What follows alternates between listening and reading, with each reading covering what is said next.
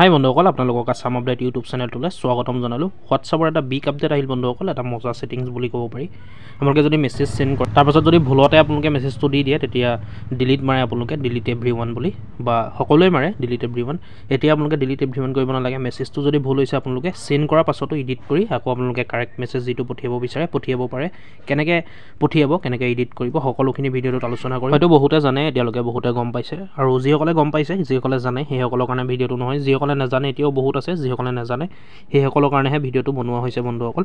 চাই থাকিব ভিডিঅ'টোত, সকলোখিনি কথা জানিব পাৰিব। আৰু যদি চেনেলটোত নতুন আহিছে, ভিডিঅ'টো লাইক কৰি চেনেলটো ছাবস্ক্ৰাইব কৰি ল'ব এনেকুৱা ধৰণৰ ইণ্টাৰেষ্টিং ভিডিঅ'বোৰ পাই থাকিবলৈ। গতিকে চাই থাকিব ভিডিঅ'টো শেষলৈকে, আমি সকলোখিনি কথা অতি কম সময়ৰ ভিতৰতে আলোচনা কৰিম। চাওক বন্ধুসকল, আপোনালোকে কেনেকৈ চেণ্ড কৰিব, মানে চেণ্ড কৰাৰ পিছত কেনেকৈ এডিট কৰিব। এণ্ড মই এজন বন্ধুলৈ চেণ্ড কৰিছোঁ, যেনিবা মই অসমতে লিখিছোঁ, কি খবৰ ব্ৰ বুলি লিখিছোঁ।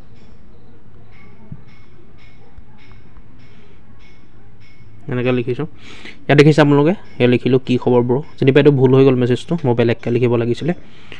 ইয়াত কেনেকৈ এডিট কৰিব আপোনালোকে চাওক।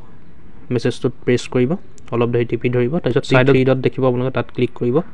ক্লিক কৰাৰ পিছত ইয়াত এডিট অপশ্যনটো পাব। এই চাওক আপোনালোকে এডিট, ইয়াত চাৰিটা অপশ্যন আছে, ইনফো, কপি, পিন। ইয়াত এডিট অপশ্যনটো পাব, আপোনালোকে তাত ক্লিক কৰিব। ক্লিক কৰাৰ পিছত আপোনালোকে দেখিছে কি খবৰ ব্ৰ লিখিছিলোঁ, যেনিবা এইটো মই লিখিব নাই বিচৰা, এইটো কাটিম। কাটি পেলাই মই যেনিবা বেলেগ এটা লিখিম, বা আপোনালোকে যদি বেলেগ লিখিব বিচাৰে লিখিব। মই যেনিবা হাউ আৰ ইউ লিখিম,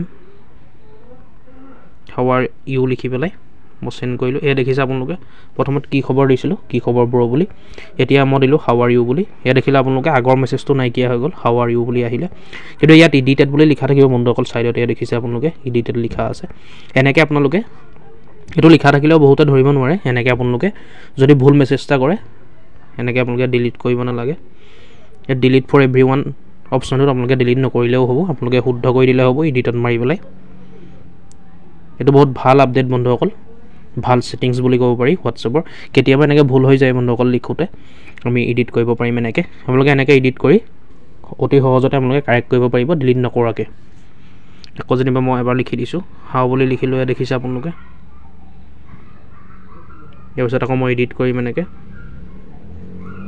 এডিটত মাৰি হাই বুলি লিখিম।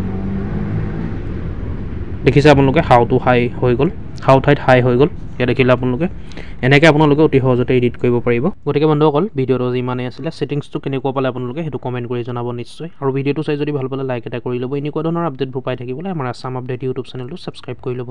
ধন্যবাদ। জয় আই অসম।